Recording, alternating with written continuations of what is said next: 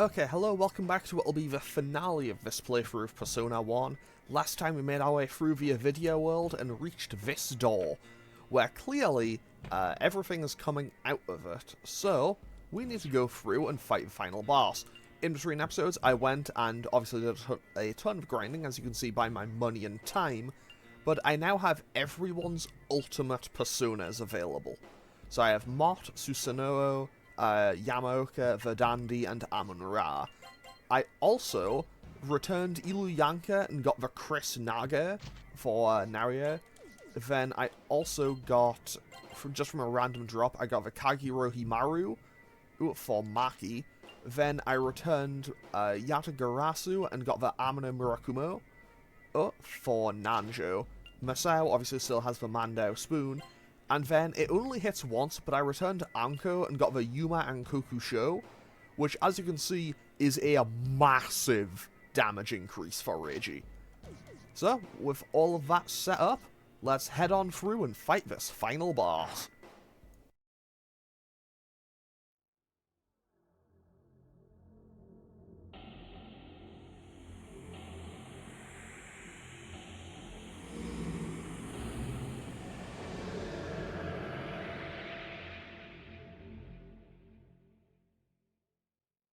So, this body horror monstrosity is Pandora, and this is Pandora's nest.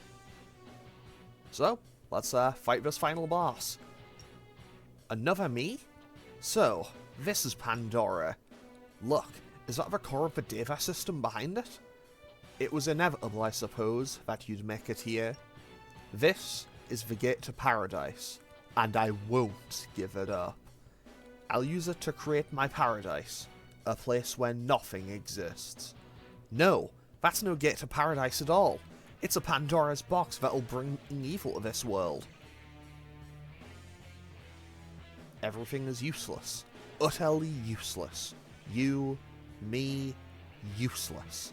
These things I do not need. Now be gone from me.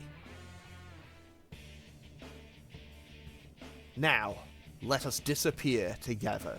So, this is Pandora. This is the final boss of Persona 1, and I just realized my formation is not what I want it to be, but you know what, we're gonna roll with it. Okay, so, turn 1, I will just show everyone's ultimate personas. So, let's go for Eternal Right, Hieroglyphane. Hieroglyphane is absolutely disgustingly broken, by the way, because it is not a move that I think was... I don't think it's a move that was designed to be used fairly. And let's go for Deadly Fist, I suppose. Okay, so, first up is Nanjo with his ultimate persona, Yamaoka. Yes, Nanjo's ultimate persona is that of his butler. And Hieroglyphane is basically cheating, by the way. Okay, so Reiji has Mott, which did no damage. Maki has Verdandi. Okay, Eternal Light did decent damage. Okay, just as a regular hit. And Masao is the first of many. Masao is the first of many Persona party members who would have Susanoo as their ultimate persona, because it is probably the most common ultimate persona in the entire series. Because, so, Masao would have it. I think you can get it as a basic persona in Persona 2 and 3. However, Yosuke in Persona 4 and Yusuke in Persona 5 also get it as their ultimate persona. Also, Pandora is weak to bullets.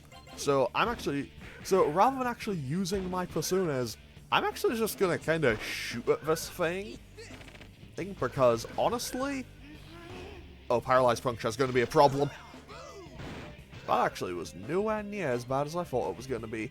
However, I say that there is one potential huge issue. So, I know... also, I stocked up on a ton of healing items, so I'm not going to run out of any. However, I do have one slight issue. That, unfortunately for me, comes in the very simple form of, I know that this boss loves having moves that does the stone effect. And I have no way to cure the stone effect. Like, if someone gets turned to stone, they are going to be stuck like that until they die. Okay, evil smile. Okay, that just did paralysis, so that's actually okay. Also, I could just... Realistically, what I should be doing with Naria is just spamming Hieroglyphane. I should just spam Hieroglyphane because it is a move that is put there. It is a move that only Amon-Ra gets in this game. And it is a move that solely exists to tell bosses to just perish. Because, honestly, it is disgustingly broken. I don't think it does all that much against regular enemies, but against bosses, it just tears them to pieces. Also, I know that this thing is weak to regular bullets. Like, I know it's weak to all gun damage, but other than that, I don't know what it's actually weak to. But honestly, we're getting decent damage out. Okay, that Bufudyne didn't actually do all that much. And honestly, if my party does get pretty low, if my party gets low, I do also have access to Mediarahan, on the Dandy, so I think I should be okay. And Messiah will fall out next turn. You know, let's try just a punch with Reggie. How much does that do? 150? That's not bad for a regular hit on the final boss. Okay, Eternal White does a fair chunk. Now our magic gets even stronger. I don't know how buffs actually... So, despite the fact that this is the third time I'm playing through this game, I still don't actually know how buffs work. Petrama, no, that's stone. It didn't work on him. It didn't do anything. I'm not gonna question why it didn't work. I'm just going to be glad that it didn't. Now, honestly, I might as well cast Mediarahan, because it's the same cost as just a regular one, so... realistically, I don't see much benefit in casting otherwise. Might as well go for Sukukaja, and now we'll also hit it with an Earthly Vortex. And I don't think Maeha would work. I don't think Maeha works because it's a kind of damage over time spell, and I don't think those work on bosses in this game. Either way, Mediarahan brings everyone back up to full HP. I don't think Sukukaja... Also, I don't know how Sukukaja works in this game either, because I know that if I was playing a modern game, actually, maybe it does increase my evasion and everything, because that did not do a whole lot. Okay, I'm gonna switch over to Amon-Ra. Gonna switch back to Amon-Ra, go for Eternal White again, set up a second Sukukaja, and just have Reiji punch this thing again. Because, honestly, I think Reiji is doing a fair bit more damage. I think Reiji is probably doing more damage just by punching it than he would if I was actually using Mort, which is a bit of a shame. Also, I would just like to make a little note. If I remember, I might even just put it in at the start of the episode. But this is I probably should, but I will probably forget to. When we beat... when we defeated Kandori,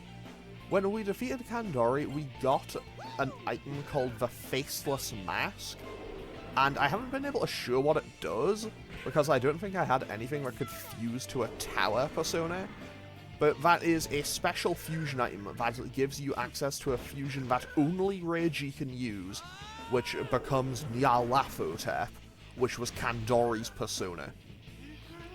Okay, Petrama hopefully doesn't work. It missed. Fantastic. Okay, so let's go for Agidyne again, Azure Cessation again. Actually, you know what? Let's go for Eternal White, because it's heavy damage. Now I'll have Nanjo switch back to Yamaoka. I do really like the little detail that Nanjo's ultimate persona is his butler, which really does a great job of showing just kind of how much Yamaoka meant to Nanjo, and, like, how that really impacted his life. The fact that his ultimate persona is that of his butler. Like, I think that is a great little bit of storytelling just through Like, genuinely, just through what his persona is, I think that's a great little bit of storytelling. Like, I'm a huge fan of that. Honestly, how much does Deadly Fist do? Okay, yeah, Deadly Fist does about it does about a third as much damage as Reiji would do just by punching it, and Makoha doesn't actually do anything. So maybe those Ultimate Personas aren't going to be great for this. Ah! So, Phase 1 is complete. Because, of course, a final boss wouldn't be a final boss without a second form. Damn, man. It's beautiful. Why won't you give up? Please, give up. Please. Okay, so, Stage 2. Now, the gimmick for Pandora's butterfly form, I don't remember which it is. I think red is physical. Basically, the way this works is Pandora's hair will change color. Pandora's hair will change color. When her hair is red, or more pinkish, she is weak to physical attacks. When it's blue, she is weak to magic. So now, next turn, she'll be weak to magic. And All Guard is exactly that. She will now just take no damage this turn from anything. So if I go for... So I can go for Agidine, Eternal White. I might as well just go for Lovewood. Actually, I might as well just cast Makarakan. I might as well cast Makarakan just to kind of put up a defensive barrier just on the off chance. And then go for Maya Hair. Maya Hair won't do anything, but hey, I can at least show the animation. Also, I do like the little detail of how its animation is a tiny bit different depending on if I'm using a physical or a special move. That's a neat little detail. Okay, so because she put up All Guard, I should be able to do no damage. Oh. Oh! It's not a nullifies everything. Maybe, I don't know, maybe All Guard is just will guarantee the next move is defended against or something? I don't know how that works. That should just be guilt stats effect, right? And it just gets completely reflected back. Okay, now, honestly, with how many buffs we put up and how much damage we do, I see no reason to not just go for another regular hit. I mean, I should still have... Yeah, I'll have Maki still just go for Eternal White, and that should be okay. But then I'll go for Deadly Fist, Deadly Fist... You know what, let's go for 3 Deadly Fists in one turn and see who does most damage. Mott hits for 84. So, Yamaoka I'll probably hit for like 130. 141. And, I have a feeling Masao is probably going to hit the hardest. Also, I think Miracle damage might just do more damage just naturally. Also, this final boss fight is going a lot faster than I thought it would. 264, that is kinda huge damage. Okay, so my main takeaway from that turn is that Miracle damage is good on both. And that I should probably just do my regular attacks with everyone, because they can hit multiple times and do a stupid amount of damage, because they hit multiple times each. And Eternal White, because it's Miracle damage, will still do more. And that... Okay, that was 2 hits, but that was like 100 each. Disanga just means Nanjo won't be able to change his persona, but it gets reflected. Okay, Charm Effect on 2 of my pretty heavy hitters. So I'll just have them kind of defend for now. I'll just cast regular Media, and that'll bring everyone up to full HP. Nanjo can attack. Masao can guard. Actually, no. I'm going to have Maki move. I'm going to have Maki move further back so she can get an actual hit in. Because ideally, I would love to be able to get the final blow with Maki. I probably won't. Like, I probably won't end up managing that. But I think it would be very cool if I got to do that. Wing Flap does pretty much nothing. Wow, I knew it wasn't going to be the most damaging thing in the world, but I didn't think it would do that little. Okay, so, now I can go for Agidine, and I'll have Maki just do a regular bow and arrow shot. And then I'll cast Makarakan again. I'll go for another cast of Makarakan, mostly just to kind of set up a defensive line. And in case she goes for, like, an AoE magic hit. Also, 10 out of 10, thanks Reggie, thanks for the crit there. And she switches back. Wing Flap does next to nothing. I could have sworn she can hit multiple people at once. I feel like, I don't know, I feel like the boss just isn't going for many good offensive moves here. Either way, I'm not going to complain. I'm not going to complain about having a comfortable final boss. She did absorb that though, so maybe I shouldn't have gone for it.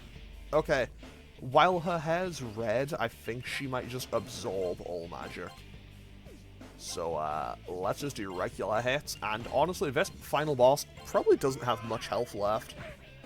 Because to be totally honest, we did a ton super early, and we're getting, like, and we are getting a ton of damage each time. Okay, also, she does very little damage, so, yeah, I'm not too worried right now. Okay, so, you know what, I think she is on pretty low health now. So I'm going to have everyone else kind of just sit back and play defense, I suppose. And then I'll have... And then I want Naria and Maki to be the ones to finish this fight. Because realistically, when it comes down to it, this is their story. Okay, Mabufu Dain did nowhere near as much damage as I thought it would. Actually, I could switch Masao's persona over. Because I did give him half-or for whatever reason. However, just for safety, I'll have Nanjo heal Maki. I mean, realistically, this boss will not hit Maki unless it's with an AoE magic spell. But hey, might as well patch her up regardless. And, this boss, I don't think it should have all that much health left. Butterfly Storm, I should have gone for Makarakan. Okay, so my takeaway for this turn is Naria can just do a regular hit, and then we go for Mediarahan, and then I just say what damage I just took. Because Mediarahan is once again a full party, full heal. Everyone goes back to full HP. And now she absorbs magic again. Sorry, now she, okay, Tarunda, okay. So let's switch it up, go for an Agidine, switch and go for Eternal White. And then the rest of the party can just block. And I don't know how much health she has left, admittedly. Huh, she actually blocked that. Well, guarded, I suppose. But she is still weak to fire. Tarunda is going to be a bit of an annoyance, but I'm not too bothered about it. I mean, I save it, but now I'm going to be dealing less damage. But I don't have Dekaja or anything. So I basically just have to roll with it. Admittedly, just completely missing that damage was not really top of the agenda. But on the plus side, since they're kind of just going for the same move every time, since they aren't doing all that much damage, especially if I just block with 3 of my party members, I don't think I'm in any real danger. 262, and then Amon-Ra's Akidine hits for 243.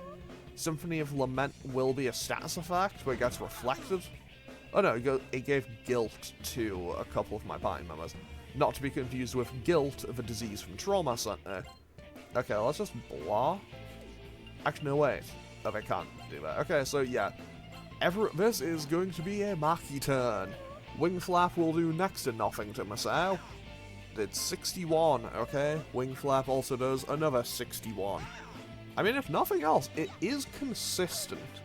I have to respect the fact that it is doing that consistently. And I'll just do the same thing again. Man, if it had just killed with that, that would have been so funny. Either way, I am starting to realize, actually, I probably shouldn't. I probably shouldn't switch over to Maso and just go for rapid fire. But what if I did, though? That could be kind of funny. Okay, Maki will do no damage here. Yeah, that did 9. But now, Naria still can't move. Because I forgot that Okay, I'll be totally honest. I have items that could have just gotten rid of this guilt status ailment straight away. And then I kind of just forgot that I had them until right now. So, not exactly my finest hour, but hey, here we are. I should also check to see if I have an item that'll get rid. If I have an item that will get rid of status debuffs, remove level decrease, but that isn't it. Also, there's no way I lose here. Also, I beat up a ton of Rangdas, so I had 20 Megidula stones. I can inflict a whole bunch of status ailments, but I can't really heal a lot of them. But I can't get rid of debuffs. Okay, so once again, this is just going to be Naria and Maki. And hopefully that hits. That did get 3 hits. Butterfly Storm, not going to do all that much. That actually still did a decent chunk to Masao, even though he was blocking. But on the plus side, I think I'm in the clear. So congratulations to Nanjo, he gets to have a move again. Because he's just going to heal Naria, and then Masao and Reggie just defend. I am absolutely making this fight go way longer than it needs to, because I'm insisting on having Maki on Naria get the final hit in. And also, I have no idea how much health this boss has. I probably should have, you know, looked at that in advance. I imagine it probably has like 10,000 maximum or something. In which case, I probably should start attacking with everyone else again. Because, honestly, I don't think I did all that much. Like, I don't think I did even close to 10,000. But actually, I don't know, Reiji did like 700... Reiji did like 700 on a crit turn 1, so that was kind of a huge one. But at the same time, I don't know, I have a sudden feeling where, like, if I just have the awful feeling that if I switch and just use 1, like it's just like the one turn I switch and have everyone else move again, that'll be the turn that it's on no health, and I'll just win. Either way, now, double fire damage seems to be pretty solid. Okay, you know what? I'll give it one more turn. Okay. Okay, only Masao got hit by that Marin Karen. Let's just go for one turn of it. How much can we do? Do we finish this boss off this turn? Apparently not. Okay. Mabufudain is actually a fair bit decov. That just means Nanjo can't get healed. However, he reflected that, so it didn't make any difference regardless. Okay, yeah. You know what? No more messing around. I'm just gonna go in for the kill. I'm just gonna go in for the kill with everybody. Whoever gets final hit, good for them, I guess. As I'm still hoping it'll be Maki on Naria, but I'm not gonna draw the fight out to be like 45 minutes just because of that. And honestly, I think at this point I am realizing, yeah, there's no way I lose this fight. Like, I haven't even had to use any of my, like, I think I have 99 actually.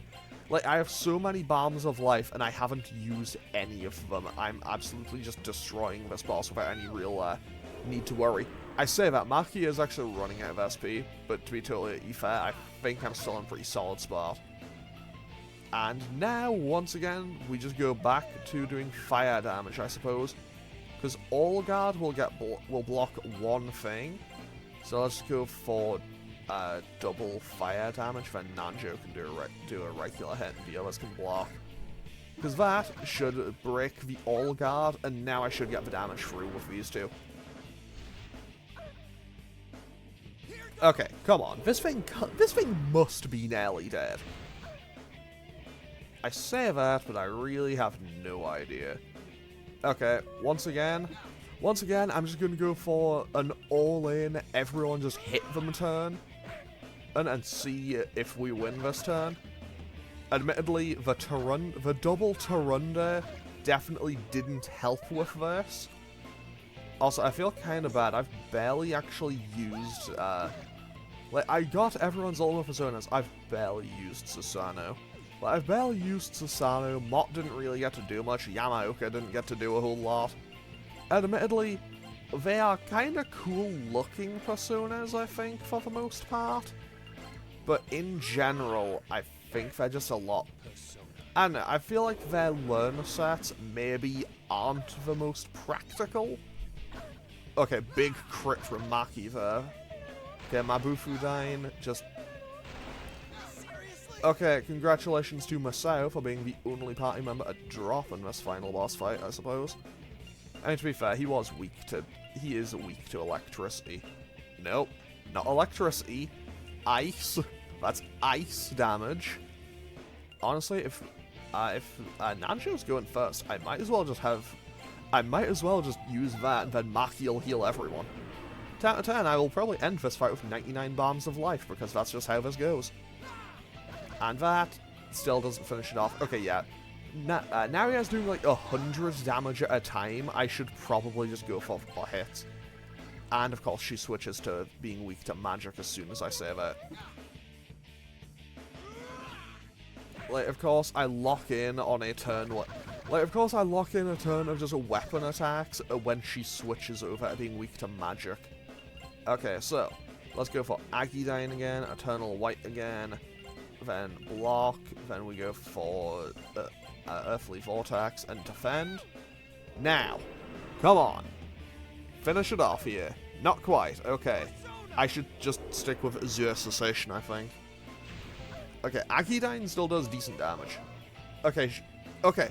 If she's healing herself, I think she must be low. Like, if she is healing herself, I think she must be pretty low on health. Like, I might be a complete... You know what? Forget it. Let's just go for what? Just once. Just for banter and memes, I suppose. Let's just cast Hieroglyph in and just see how much it does. Maybe it'll finish the boss off. Because this will do like 500 or something. Like, this will do a ton of damage. I've kind of just intentionally avoided using it because I know how broken it is. Like, I could have, like, realistically, I could have started this fight and just spammed Hieroglyph from the outset and we would have won by now. Like, we would have won probably a long time ago, actually. Yeah, I'll have... Nanjo can just revive him, and then I'll have Reggie just punch this thing. Okay, that didn't kill. And that also didn't kill. And that also didn't kill. And it's back to being weak to magic. Fantastic. All guard, I'm okay with that. So, let's go for Agidyne. Honestly, what I might do, just for fun, I say for fun, just to kind of show exactly how it goes, I might record another... Like, I might do this fight a second time, and just kind of show how busted it is if you just use Hieroglyph in every single turn. Because this fight would take probably like 5 minutes or something with Hieroglyph in every turn. That might be a bit hyperbolic, but genuinely, it is disgustingly broken. And 265, Maki got some decent damage out there. And Masao should just heal him. Okay, Maki's locked in on Verdandi, but she wasn't really going to switch Persona anyway. Let's go for regular weapon hits, because honestly, I feel like this boss fight is wearing out its welcome. Although, to be fair, this isn't the most I think a boss fight in Persona has outstayed its welcome. I have some opinions on some bosses that I think do that a lot worse. But hey, we'll get to those when we get to those at some point in the future. Also, I don't know why I'm doing 2 physical attacks. Yeah, you know what, let's just go for it. Okay, Reiji just punched out Pandora. Sorted. Final boss defeated. Why won't you give in? How? How can you be so strong? You already know, don't you? Well, it's because we're not alone.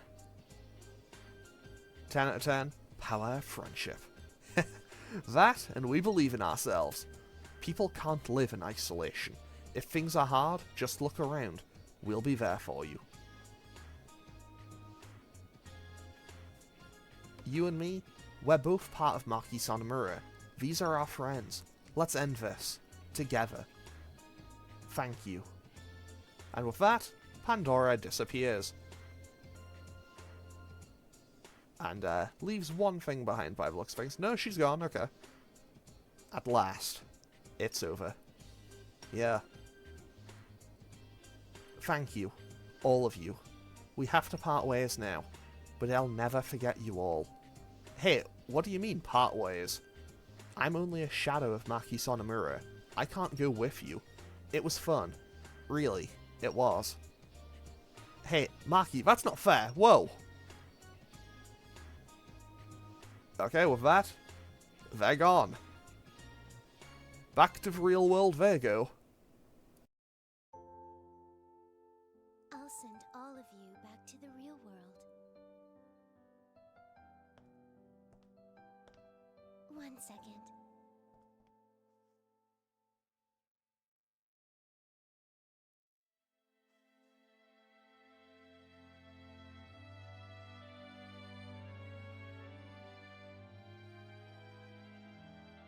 Thank you. I hope you'll still think about me at least once in a while. Goodbye. I love you.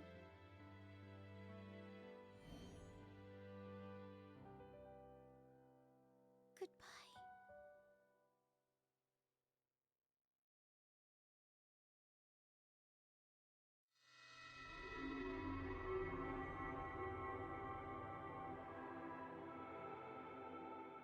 Nothing more need be said. I'm sure you have all discovered by now your true selves. The smiles you wear are no longer false masks. You may find yourselves troubled or suffering or lost in the future, but there is nothing to fear. Look to your soul for your true self. No matter what trials you may face, that will be enough for you to weather the storm. Now go forth into your bright futures.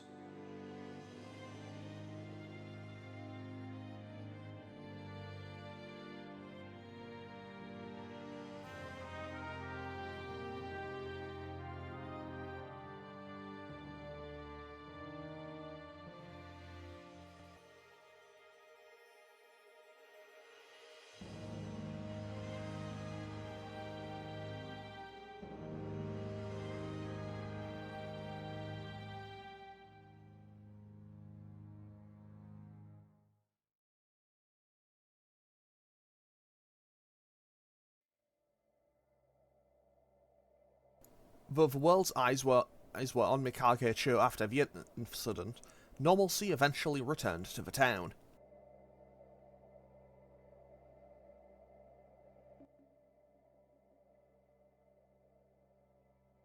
Despite the heavy media attention on SEBEC and Kandori, the identities of the students central to the incident remained hidden.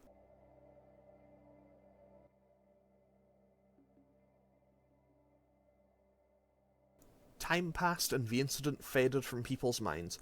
The young adults came away with a firm sense of their true selves as they took their first steps toward the unwritten future.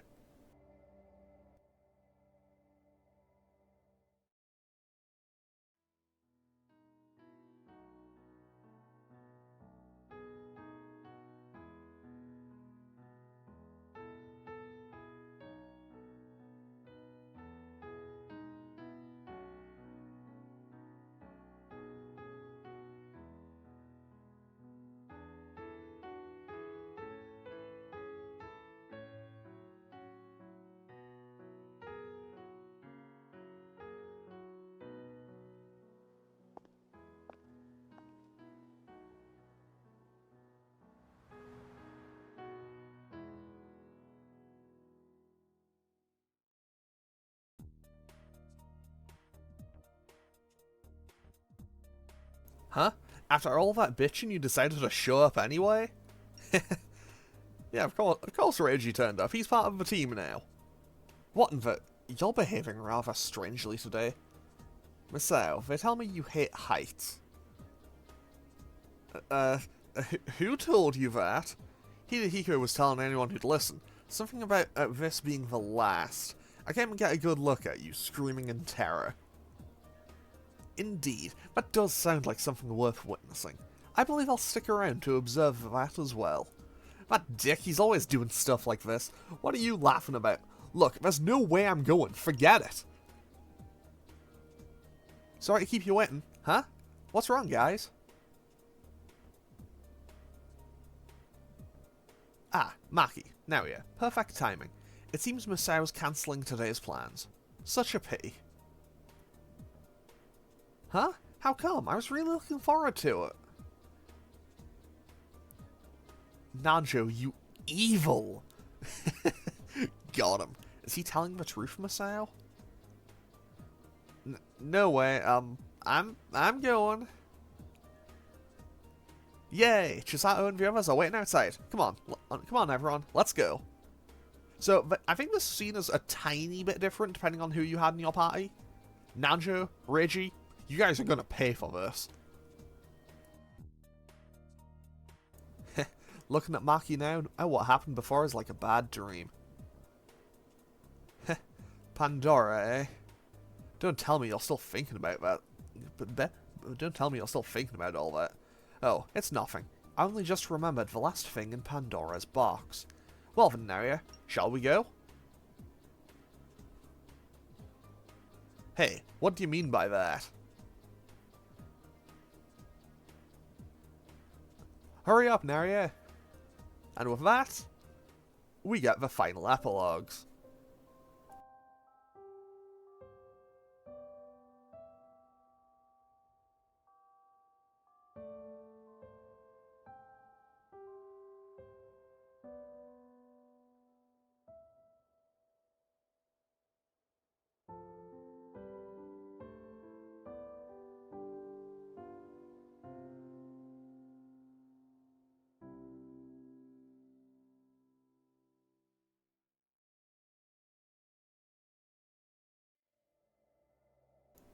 So now everyone gets like a little end card. Maki Sonomura. With her illness completely cured, she matured into a cheerful, positive woman. She won an award at a major art exhibit and has received lucrative commission offers, but her priorities still lie with spending time with her mother. She was recently seen enjoying dinner with her mother and a man who seemed to be her boyfriend. I still assume this is Naoya because, I mean, it just makes the most sense.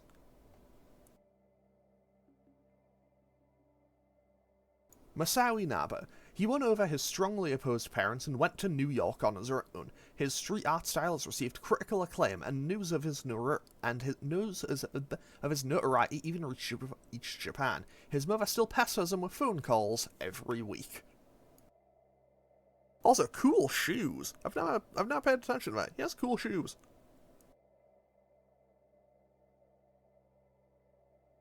Kei Nanjo.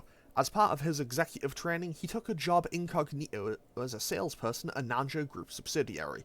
After seeing how the rest of the world lived, he slowly became mellower. Some have spotted him sleeping on the train, wearing a tie embroidered with the phrase, "Number 1. This will also be referenced in Persona 2, where he has a jacket that says, "To the number 1" on it, which is kinda cool. Reiji Kido. With his vendetta settled, he was finally free to live his own life. He married a kind woman reminiscent of his mother shortly after graduation, and now has a child of his own. Masao has joked that the child inherited Reiji's sharp tongue and standoffish personality.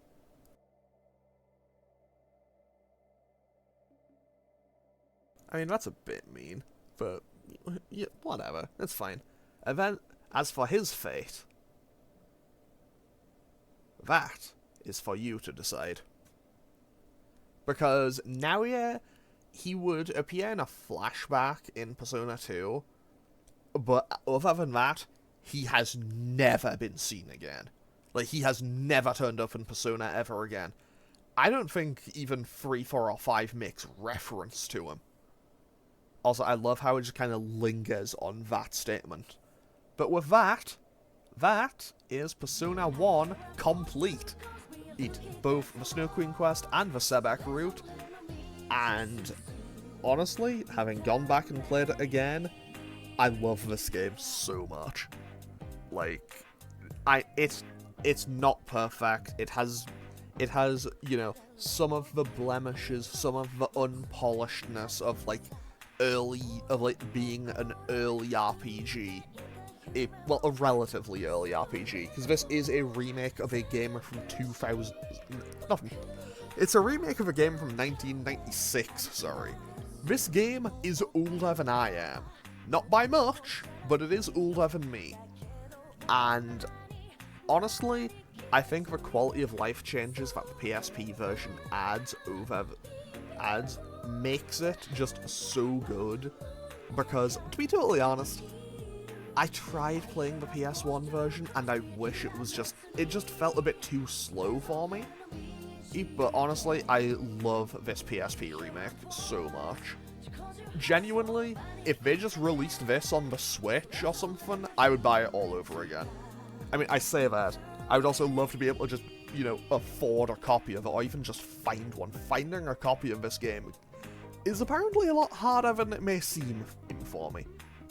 But hey, I do fully intend on physically adding this game to my collection at some point, because I genuinely adore this game. And I know that a lot of people do just kind of look at it and go, oh, it's old Persona, I won't play it. So, basically, my main thing, honestly, my kind of main thing for this playthrough was partially because I knew that I wanted to redo it because I was doing all my replays, but also, I think it's a game that just in general I wanted more people to see. So even if people were a bit more unwilling to play it, like, even just, like, sitting down and watching it to see the story and the characters. Also, if you have the time, I would also cannot recommend the Persona 1 manga enough. It's never had an official English release, but the Persona 1 manga is fantastic. And, yeah, honestly, now, the following statement may sound like heresy, but I also kind of love the P1 cast's dynamic. Because, like, unlike C's, unlike the Phantom Thieves, unlike the Investigation Team, yes, I said those in the wrong order, like, I don't know, just the cast of Persona 1, like, they aren't friends at the start, they're just people who, like, happen to be in the same class. But you do see them kind of genuinely grow and develop their friendships naturally, and you see them all grow as people as the game continues. Anyway, Kogita Ogosun, a crew from Dekar. I don't know if I'm pronouncing that correctly, I think I pronounced it wrong in both the endings of roots, but whatever. With that, we have now finished Persona 1. What am I going to be doing to take its place? I have no idea. Yeah, because I'll be honest, I'm recording this episode on January 29th, and this episode is probably going up at, like, the start of May or something. That might be overshooting it a bit, but yeah. Also, the Depths of Mikage Ruins are now available, but that's just, like, a challenge thing if you're going to go and do New Game Plus or something. Actually, I think I could go and load a previous save and just go from there, but I'm not going to. But with that, I am going to end off this series here. So, with that, we've now completely finished Persona 1 on both the Snow Queen quest and the SEBEC route.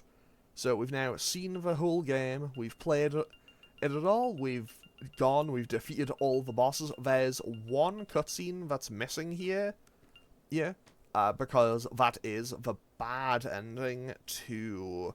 that's the bad ending to the Snow Queen quest. There will be one more video, actually, where I will show both bad endings, but that'll just be a bonus one that I'll throw in after this. It's not an official, like, part of the series, but it'll be in the playlist and everything at the end, but whatever. Anyway, I'm going to end off today's episode here and finish off Persona 1 here. So, yeah, gonna end this off. As always, feel free to leave a comment and click any buttons down below if you feel so inclined. And I will hopefully see you all for whatever it is I am playing after this, because I have quite a fair bit of time to decide. And I also really hope you maybe consider giving Persona 1 a try. Okay, thanks for watching. Later.